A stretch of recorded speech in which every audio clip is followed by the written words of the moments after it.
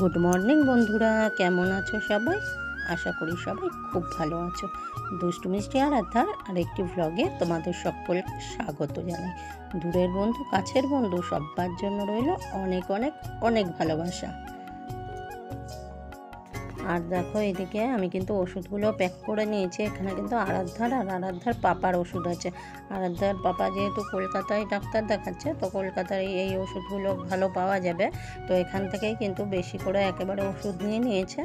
আর আরাধ্যার জন্যও নিয়ে নিলাম সর্দি কাশি জ্বর পেট ব্যথার ওষুধ। আর প্লাস আর একটা জিনিস নিলাম, সেটা হচ্ছে ওর মাজনটা, ওর পেস্ট। একদম মানে ওখানে না, আমি যে জায়গাটায় থাকি ওই জায়গায় ওর এই পেস্ট পাওয়াই যায় না। মানে এই পেস্ট নিতে গেলে অনেকটা দূরে যেতে হয়, তো সেই জন্য আমি কলকাতায় এলে বা ওর পাপা এলে এই পেস্ট কিন্তু নিয়ে যায় সাথে করে এখান থেকে। আর এইগুলো দেখো, আরাধ্যার পাপা দিল্লিতে ট্রেনিংয়ে গেছিলো কদিন আগে, যার জন্য আমার ডুয়ার্সে ফিরে যেতে লেট হলো। তো আরাধ্যার পাপা দিল্লিতে গেছিলো, ট্রেনিং শেষ হলো, তারপরে ওর পাপা এসেছে। আর ওর পাপা না যেখানেই যায় না কেন, সে কাজের সূত্রে যেখানেই যায়, আরাধ্যার জন্য কিন্তু কিছু না নিয়ে আসে না। সব জায়গার কিছু না কিছু স্মৃতি ওর কাছে থাকে। তো এইগুলো কিন্তু ওর বাবা দিল্লি থেকে নিয়ে এসেছে, এই সমস্ত হেয়ার ব্যান্ড, তারপরে জামা কাপড়, সব কিছু, এই ব্যাগ। ঠিক আছে, এইগুলো কেমন হয়েছে তোমরা কিন্তু অবশ্যই কমেন্টের মাধ্যমে জানিও। ভালো হলেও জানাবে, ভালো না হলেও জানাবে।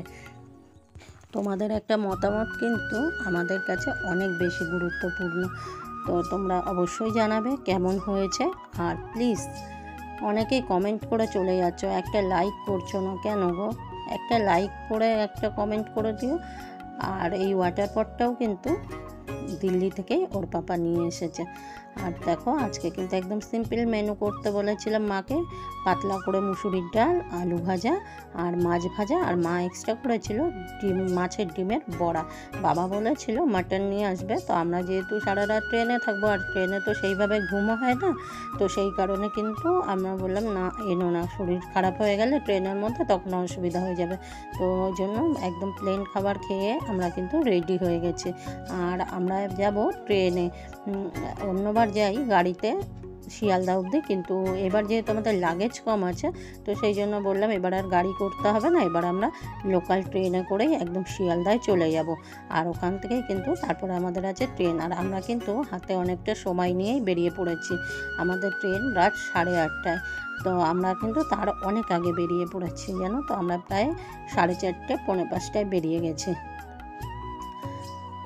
কারণ ট্রেনের ব্যাপার তো, ফট করে হয়তো কোথাও গন্ডগোল হলো, কিছু হলো, তখন ওই ট্রেনটাও পাবো না, তো সেই কারণে কিন্তু তাড়াতাড়ি যাওয়া। আর ব্যাগগুলো কিন্তু মারাত্মক ভারী হয়েছিল, জানো তো। অল্প ব্যাগ হলে কিন্তু ভারী মারাত্মক হয়। বিশেষ করে আমার তো প্রচুর লাগেজ হয় জানো তো। এইবার তো তাও কম দিন থাকবো বলে কম জিনিস এনেছি, যদিও আমার আর এখন বেশি আনতে হয় না। তার কারণ হচ্ছে আমি সব কিছু মানে হাফ করে রেখে যাই জানো তো, যার জন্য আমার বেশি জিনিস এখন না আনলেও চলে।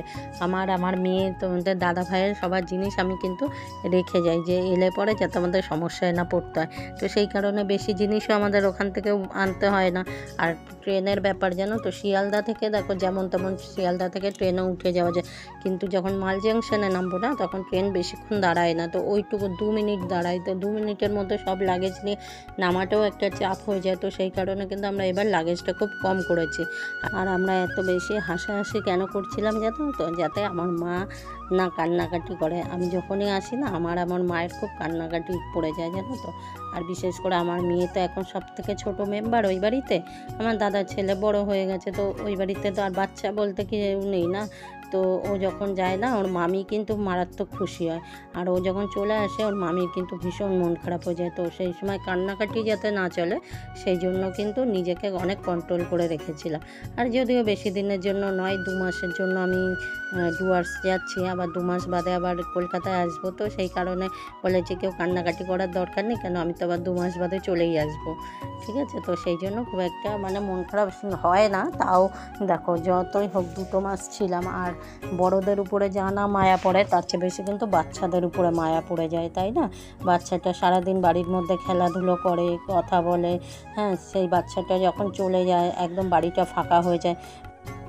আর সেই কারণেই কিন্তু এত হাসাহাসি। যাতে কারোর মনটা না খারাপ হয় আর আমি যেন হাসি মুখে ওখান থেকে বেরোতে পারি। কী বলো তো, কাঁদতে কাঁদতে বেরোলো না, খুব মনটা পড়ে খারাপ লাগে। আর দেখো এই যে বিল্ডিংটার সামনে দিয়ে গেলাম, এইটা কিন্তু আমার স্কুল। আমি কিন্তু ক্লাস 5 থেকে 10 অবধি স্কুলে পড়েছি। তখন তো এখানে 11-12 ছিল না, সুতরাং সেই সময় কিন্তু আমি অন্য স্কুলে পড়তাম 11-12-এ। আর মাধ্যমিক অবধি কিন্তু এই স্কুলটায় আমি পড়েছি। আর যখন এই স্কুলটার সামনে দিয়ে যাই তখন কিন্তু অনেক ছোটোবেলার কথা মনে পড়ে যায়। একসাথে বন্ধুরা মিলে স্কুলে আসতাম, একসাথে টিফিন খেতাম, ক্লাস করা, প্রচুর গল্প করতাম, টিচারদের মাঝে মাঝে বকুনি খেতাম। আবার টিচাররা খুব ভালোবাসেন, বকুনি খুব কমই দিয়েছে, তার কারণ মানে এই স্কুলের টিচাররা খুবই ভালো ছিলেন, মানে ভীষণ হেল্পফুল ছিলেন, খুব ভালোবাসতেন, সমস্ত স্টুডেন্টকে ভীষণ ভালোবাসতেন টিচাররা। তো অনেক কিছু না মনে পড়ে যায় জানো তো। আর এখন যে রাস্তাটা দিয়ে যাচ্ছি এটা কিন্তু আমার 11-12-এ যে স্কুলে পড়তাম সেই স্কুলের রাস্তা। ওই স্কুলের টিচারও খুব ভালো ছিলেন। সেই স্কুলটা কিন্তু গার্লস ছিল 11-12-এর। আর 5 থেকে 10 অবধি আমি যে স্কুলে পড়েছি সেটা কিন্তু গার্লস আর বয়েজ মিলিয়েই ছিল। তো ভীষণ ভালো কেটেছে। এখনও ছোটোবেলায় মানে যে সমস্ত বন্ধুদের সাথে আমরা একসাথে পড়াশুনো করতাম এখনও রাস্তায় মাঝে মধ্যে দেখা হয়। তো অধিকাংশ বন্ধুদেরই বিয়ে হয়ে গেছে, সবারই সংসার হয়ে গেছে, কেউ কারোর সাথে সেইভাবে আমাদের যোগাযোগ নেই। তবুও যেন তো মানে দেখা হলে পরে কিন্তু অনেকক্ষণ দাঁড়িয়ে গল্প গুজব হয়, মানে ভীষণ এখনও পর্যন্ত খুব এনজয় করি ব্যাপারগুলোকে, সেই ছোটোবেলার কথাবার্তাগুলো আলোচনা হয়। আর দেখো গল্প করতে করতে আমরা কিন্তু চলে এলাম স্টেশনে। এবার একটুখানি দাঁড়াবো, তারপরেই আসবে ট্রেন। অ্যানাউন্স হয়ে গেছে, তো এলে পরে কিন্তু আমরা উঠে যাব ট্রেনে।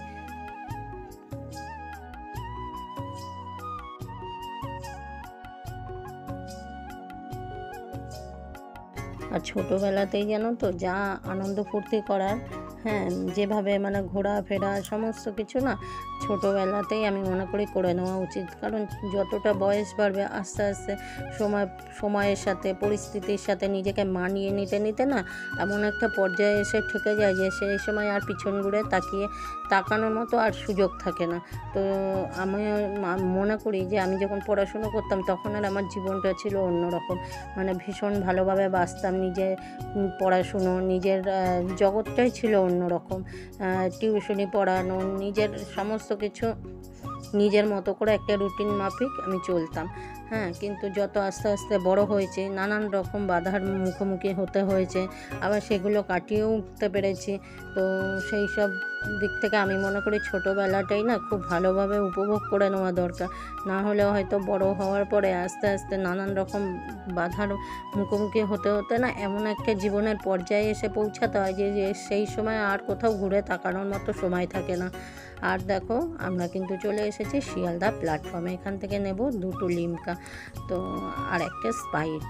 এই হচ্ছে কারণ রাতে না আমরা যখন ট্রেনে থাকি তখন একটা স্প্রাইট বা 7 আপ বা লিমকা যাই হোক একটা কিছু না নিয়ে উঠি না, কারণ সারাটা রাতের ব্যাপার তো ওই জন্য কিন্তু আমার জল থাকে সাথে, কিন্তু এরকম একটা কিছু থাকে। আর সাথে গ্যাসের ওষুধও থাকে, গ্যাসের জ্বরের সমস্ত রকম ওষুধপত্র নিয়েই হাতের কাছেই থাকে, নিয়েই আমরা উঠি। আর এখানে অনেকটা সময় কিন্তু আমাদের দাঁড়িয়ে থাকতে হয়েছে, কারণ 8:30টায় ট্রেন আর আমরা পৌঁছে গেছি 6:30টায়।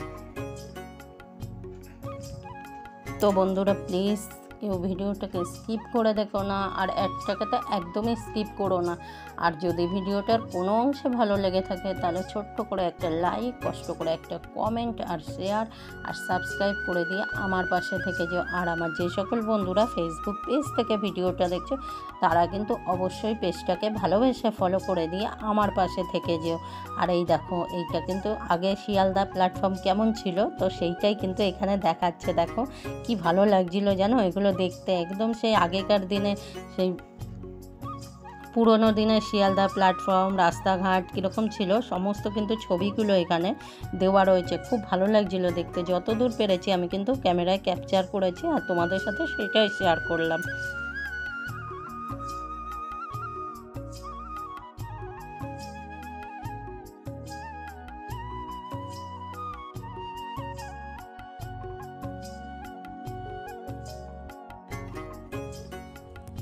আর ফাইনালি আমরা কিন্তু আমাদের ট্রেনে উঠে গেছি। আর নিচের দুটো লোয়ার আর মিডিলটা আমাদের, তো আমরা আমাদের সিট পেয়ে গেছি, বসেও পড়েছি। তো ভিডিওটা আর বেশি বড় করছি না, আজকের মতো টাটা। সবাই ভালো থেকো, সুস্থ থেকো, সাবধানে থেকো। ফিরে আসছি নতুন কোনো দিনে নতুন কোনো ভ্লগ নিয়ে, ততক্ষণের জন্য বাই বাই।